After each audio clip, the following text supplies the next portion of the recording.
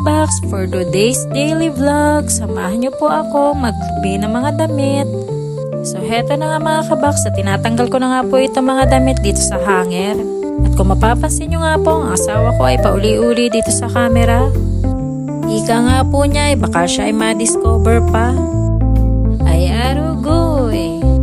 O siya, at ito na nga po, titutuloy ko na ang aking pagtitiklop ng damit. Pagkatapos ko nga po ditong matiklop ang mga damit, dito nga po akin ang itatabi sa akin damitan. At kung mapapansin nyo nga po dito, ay kakunti na nga po ang aking mga damit at aking pinalayas na, aking dinaklatter na pala. Karamihan nga po dito ay mga pambahay ko lamang at ang iba ko nga po mga dress ay nandoon sa damitan ni na inay. O shot, yan nga po, at pinagsama-sama ko na nga po yung mga t-shirt at mga sandot, mga puti at mga tikulay. Nang sa gayon ay madali ko nga pong mapili at mahanap ang aking isusuot nang hindi na ako nagkakalkal.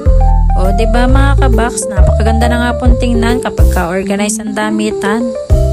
At dito nga mga kabox, itinigil ko po muna itong paglulupi ko ng damit at lumbas nga po ako saglit at paalis ang asawa ko. Pwede ba nakatsinelas?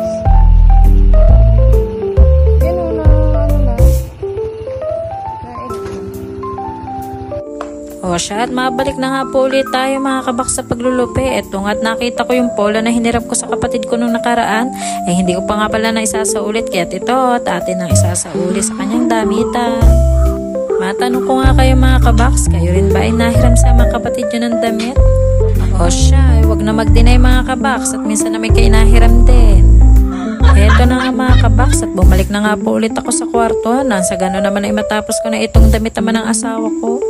So heto nga mga kabaks, at inaayos ko na naman itong mga manggas ng damit ng asawa ko. Nang sa gano'n naman ay maganda-gandang tingnan at organize. So kaya na nga po, at patapos na po tayo at maliligo na nga rin po ako dahil nakapantulog pa ako. See you in my next vlog. Goodbye!